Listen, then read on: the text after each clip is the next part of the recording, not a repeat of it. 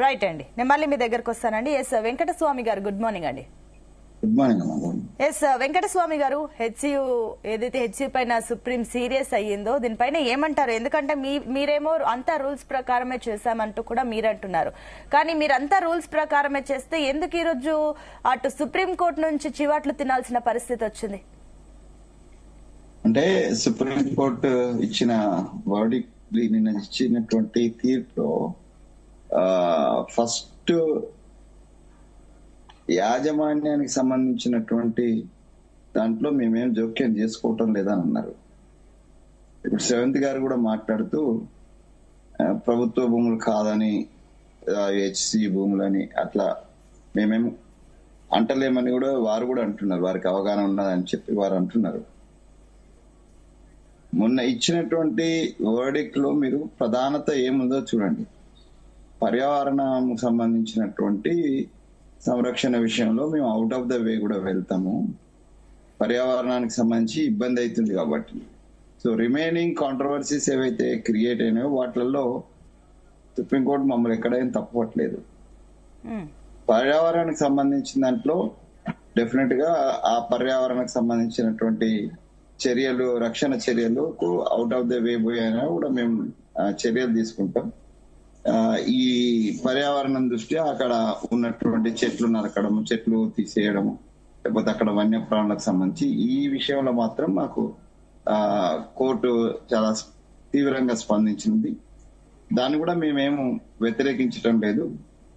దానికి సంబంధించి ఆల్టర్నేట్స్, రేవంత్ గారు అన్నట్టుగా ఆల్టర్నేటివ్ చూపించకుండా గత ప్రభుత్వం కావచ్చు, ఇంకా అంతకు ముందు ఉన్నటువంటి ప్రభుత్వాలు కావచ్చు, ఈ రాష్ట్రంలో ఈ వన సంపదను సర్వనాశనం చేసినారు.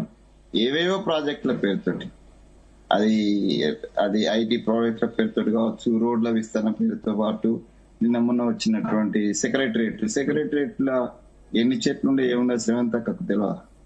సో సెక్రటరియట్ ను ఏదో రాజభవనాల్లా కట్టుకోవడం కోసము సెక్రటరియట్ లో ఉన్నటువంటి మొత్తం చెట్లను నాశనం చేసినటువంటి వాళ్ళు ఇలా అందరూ అన్ని రకాల నాశనాలు చేసిన వాళ్ళు ఇవాళ సరే సుప్రీంకోర్టు మాకు ఇచ్చినటువంటి వర్డిక్ట్ చూస్తే వాళ్ళకు అపరాయణమైంది కాబట్టి అందరూ నీతులు మాట్లాడుతున్నారు పర్యావరణం గురించి ఇప్పటిదాకా మాట్లాడిన వాళ్ళందరూ కూడా అటు టిఆర్ఎస్ కావచ్చు, ఇటు స్టూడెంట్స్ కావచ్చు.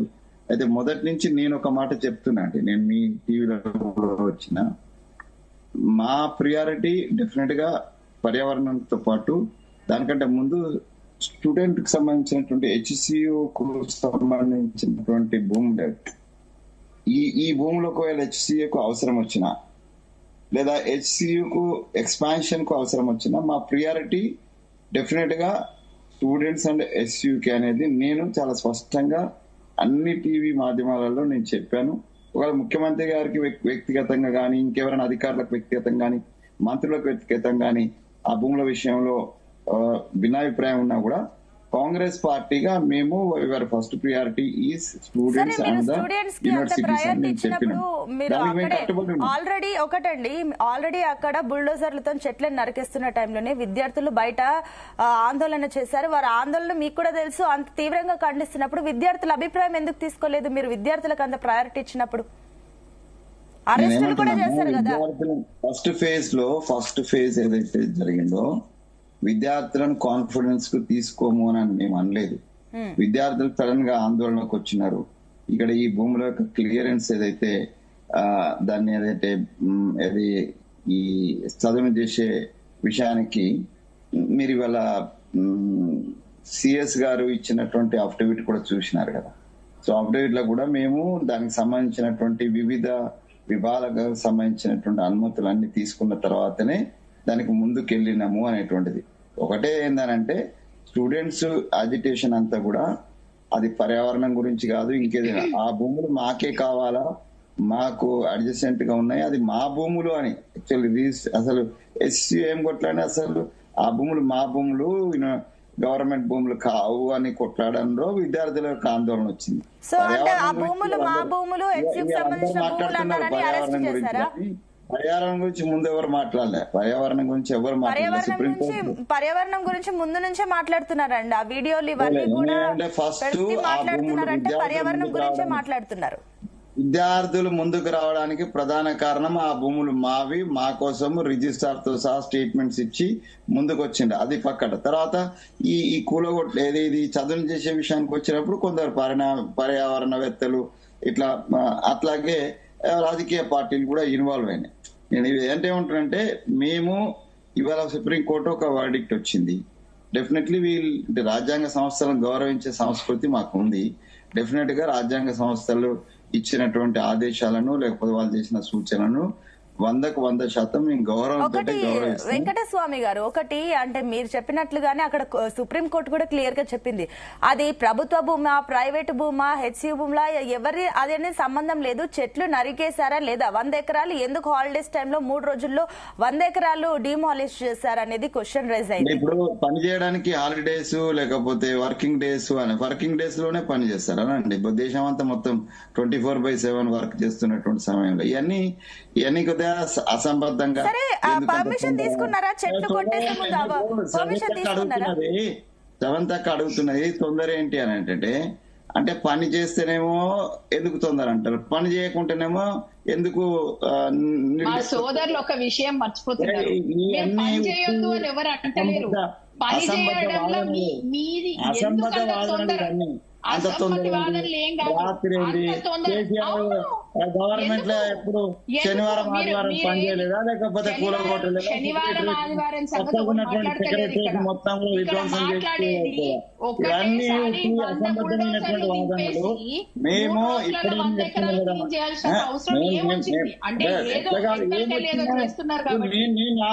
మా ప్రభుత్వం పని ఏం చేయాలన్నా కూడా మీరే చెప్తే ఎట్లక్క? కేసీఆర్ ఎవరికన్నా విన్నాడు అన్న ఈ రాష్ట్రంలో? నువ్వు కూడా మాతోటే ఉంటుంది కదా. నువ్వు కాంగ్రెస్ కేసీఆర్ చేసిన విధ్వంసాన్ని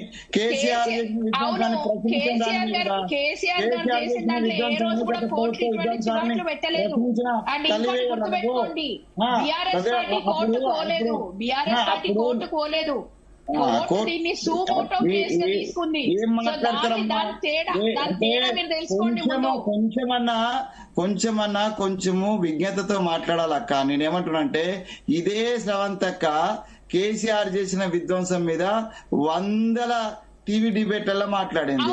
ఆయన చేసిన విధ్వంసానికి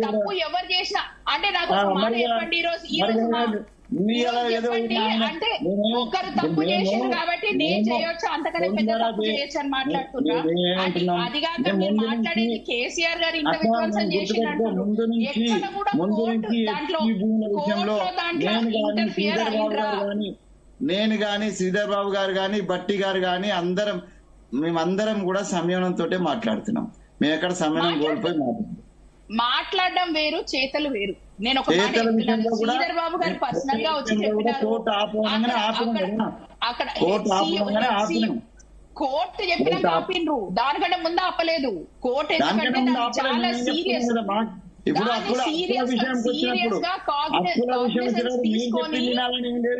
కేటీఆర్ చెప్తే ఆపాలా అంటున్నా, కోర్టు చెప్తే ఆపినాం, గౌరవం ఉంది కాబట్టి. కేటీఆర్ చెప్తే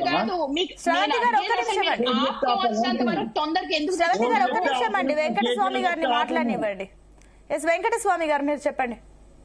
నేనేమంటున్నానంటే రాజకీయ ఎత్తుగడలతోటి రాజకీయ దురుద్దేశంతో చేసేటువంటి వాళ్ళ మాట వినాలనా లేదా కోర్టుల మాట వినాలనా? కోర్టు మాట విన్నాం కదా, కోర్టు మీద గౌరవం ఉన్నది కాబట్టి కోర్టు ఒకవేళ మా అభిప్రాయానికి లేకపోతే మేము చేసే పనులకు అడ్డంకి అనుకున్నా కూడా కోర్టు మీద గౌరవంతో మేము వెంటనే ఆపేసినాం కదా, మేము ఆపేయకుండా ఉండలే కదా. సో అట్లాగే విద్యార్థుల ఆందోళన, పర్యావరణం వీళ్ళందరినీ కూడా పిలిపించి మాట్లాడినాం కదా. ఇప్పుడు మేము అండి సద్భావనతోటి మంచి ఉద్దేశంతో ఎందుకు కాంట్రవర్సీని రేజ్ చేయొద్దు, దాన్ని ఎక్కువ రచ్చ చేయొద్దు అనే ఉద్దేశంతో మా ఆల్ ఇండియా సెక్రటరీ కూడా ఇన్వాల్వ్ అయిపోయి విద్యార్థులను, పర్యావరణవేత్తలు, పెద్దలను, పొలిటికల్ గా నాన్ పొలిటికల్ ఉన్న వాళ్ళను పిలిపించి మాట్లాడి ఇదంతా చేస్తే ఇది ఒక సదుద్దేశంతో సద్భావనతో చేసిన అంశం కదా. దాన్ని అంటేనే ఏమంటారు, మీరు మీడియా వాళ్ళు కావచ్చు లేకపోతే వీళ్ళు కావచ్చు పొలిటికల్ వెనకడుగేసినారు, ఒకటండి వెంకటస్వామి గారు మేము అందరి అభిప్రాయం తీసుకోవాలా అని అనుకున్నదే తప్పైతుందా చెప్పండి. ఎగ్జాక్ట్లీ, మీరు అందరి అభిప్రాయం తీసుకుంటే ఈ రోజు ఇలాంటి పరిస్థితి వచ్చేది కాదు కదా. సుప్రీంకోర్టు నుంచి అక్కడే అందులోనే ఒక టెంపరీ జైలు కట్టి అటు సిఎస్ తో సహా కూల్చిన చెట్లను కూల్చేసిన అందరి అధికారులను పెడతామంటే దీన్ని ఏ రకంగా చూడాలి, మీరే చెప్పండి. ఇప్పుడు నేను కూడా ఒక అడ్వకేట్ నమ్మా, కోర్టులకు ఆ సంబంధించిన జడ్జీలకు వారికి అప్పుడు కొద్దిగా మనసులకు బాధ అనిపిస్తాను, లేకపోతే వారికి కొంచెం ఇబ్బంది అనిపిస్తాను, వాళ్ళు తీవ్రమైన వ్యాఖ్యలు చేస్తారు. అంత మాత్రాన జైలు కట్టి అలా పడేసినటువంటి దాఖలాలు లేవు. సరే వాళ్ళకి జడ్జిలకి బాధ అనిపించిన విషయం పక్కన పెడితే మీకు బాధ అనిపించలేదా? మీకు బాధ అనిపించలేదా వెంకటస్వామి గారు? మీకు చాలా అనుభవం ఉంది, మీరు ఎప్పటి నుంచో సీనియర్ నాయకులు, మీరు ముందు నుంచి ఎన్నో సంవత్సరాలుగా ఉన్నారు. మీరే చెప్పండి ఒక మాట, రోడ్డు పక్కన ఏదైనా చిన్న కుక్క చనిపోయినా ఏది చనిపోయినా మనకి కాస్త జివ్వమంటది ప్రాణం. అట్లాంటిది అక్కడ హెచ్సియులో జింకని కుక్క 2 భాగాలుగా చింపేసింది. మీకు ఎప్పుడు బాధ అనిపించలేదా? జడ్జెస్ అక్కడే కదా ఆందోళన వ్యక్తం చేస్తే అంత సీరియస్ అయ్యింది. బాధ అనిపించకపోతే కోర్టు మీద మాకు గౌరవం లేకపోతే మేము పనులు ఎందుకు ఆపేస్తామమ్మా? పనులు ఆపేసాం కదా, ఆపేసాము. అక్కడి నుంచి ఎందుకు ఉన్న పలంగా 400 ఎకరాలే తెలంగాణలో ఇంకా ఎక్కడ ఖాళీ జాగా లేనే లేవా? ఎందుకు అక్కడ ఉన్న పలంగా అంత పర్యావరణం అంత అడవిలాగా మారిన ఆ ప్రదేశాన్ని ఎందుకు పట్టుకున్నారు? ఎందుకు పట్టుకున్నారంటే దానికి సంబంధించి దాని అడ్జసెంట్ మొత్తం కూడా మీకు తెలుసు, మాకు తెలుసు, అందరికి తెలుసు. కళ్ళు మూసుకొని మాట్లాడొద్దు ఎవరు కూడా. ఆ ఏరియా మొత్తం కూడా ఆల్రెడీ డెవలపింగ్ ఏరియాలో, తర్వాత ఇది ఒక హై ప్రొఫైల్ ఉన్నటువంటి ఏరియాలో ఆల్రెడీ డెవలప్ అయి ఉన్నటువంటి ఏరియా.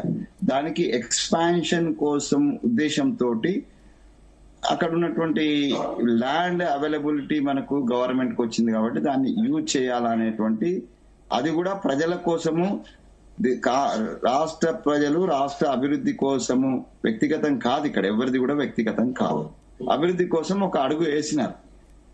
దాంట్లో వచ్చిన అబ్లిగేషన్స్ కారణంగా ఆగిపోయినారు. అడుగు వేసే ముందే మీరు ఆలోచిస్తే బాగుండేది అనేది కూడా మీరు అన్నమాట కరెక్టే, నేను దాన్ని కాదంటలేను. కాకపోతే అంత లోతుగా వెళ్ళి ఆలోచించకుండా ముందుకు వెళ్ళి ఉండొచ్చు. దాని కారణంగా వచ్చినటువంటి ఏవైతే అబ్లిగేషన్స్ వచ్చినటువంటి ఇబ్బందులు ఉన్నాయో దాని కారణంగా కోర్టు ఇచ్చినటువంటి వర్డిక్ట్ ఏదైతే దాని కారణంగా ఇలా మేము కోర్టు యొక్క ఆర్డర్స్ ని మేము పాటిస్తామని నిన్న శ్రీధర్ బాబు గారు కూడా చెప్పినారు. ఇప్పుడు మేము కూడా చెప్తున్నాం, పార్టీ పాలసీ అయినా. అంతకుముందు మీనాక్షి నటరాజన్ గారు కూర్చున్నప్పుడు కూడా వాళ్ళకు విద్యార్థులకు తర్వాత పర్యావరణవేత్తలకు చెప్పింది కూడా అదే. మేము మీ అభిమతానికి వ్యతిరేకంగా వెళ్ళమని చెప్పినాము, వెళ్ళడం లేదు. ఒకసారి అంటే పొరపాటో గ్రహపాటో ఒక్కోసారి ఒక ప్రాజెక్ట్ అనుకుంటాం, దాంట్లో కొన్ని తప్పిదాలు జరుగుతాయి, మానవ మాత్రం కాబట్టి వాటిని సరిదిద్దుకోవడంలో ఉంటది. మేము గుడ్డిగా గత ప్రభుత్వం లాగా మీరు ఏం చేసినా పర్వాలేదని బుల్డోజ్ చేసుకుంటా వెళ్ళలే. ఇవాళ మేము ఆ ప్రతిపక్ష నేతలను గౌరవించినము, ప్రజా సంఘాలను గౌరవించినము, విద్యార్థి సంఘాలు గౌరవించినము, రాజ్యాంగ వ్యవస్థను గౌరవించి దానికి అనుగుణంగానే అందరితోటి సమ్మేళనంతో ముందుకెళ్తున్నాం. అది మీ సూచనలు కావచ్చు, ఇది మీడియా సూచనలు కావచ్చు, వీటిని అన్నింటిని కూడా పాటించినాం.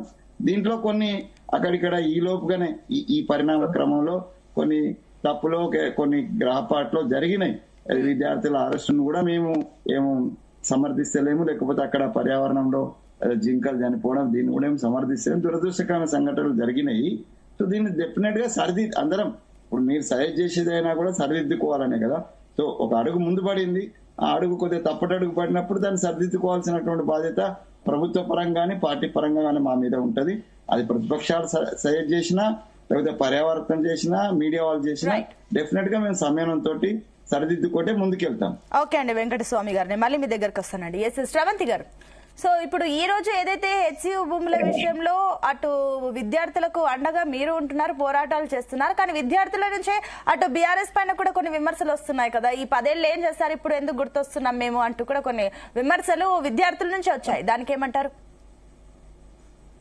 అధికారంలో ఉన్నప్పుడు ఈ హెచ్సియు ల్యాండ్స్ అనేది ఇంకా జడ్జిమెంట్ రాలేదు.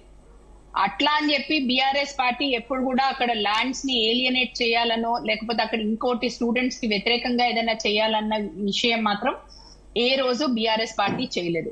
ఇంతకుముందు మా సోదరులు చెప్పినారు ఇక్కడ చెట్లు కొట్టేయలేదా అక్కడ కొట్టేయలేదా అంటే, చెట్లు కొట్టేసినా గానీ ఏది కొట్టేసినా అప్పుడున్న అవసరానికి కొట్టినా గానీ వెంటనే దాని కంపెన్సేట్ కూడా బీఆర్ఎస్ పార్టీ చేసింది అన్న విషయాన్ని గుర్తుపెట్టుకోండి. ఎప్పుడు కూడా వరల్డ్ ఎన్విరాన్మెంట్ డే రోజు ప్రతి దగ్గర కూడా చెట్లు నాటుకుంటూ గ్రీన్ కవర్ పెంచడానికి బీఆర్ఎస్ ప్రభుత్వంలో చాలా చర్యలు చేపట్టినారు. అవును, కొన్ని ప్రాజెక్టులు ఇంతకుముందు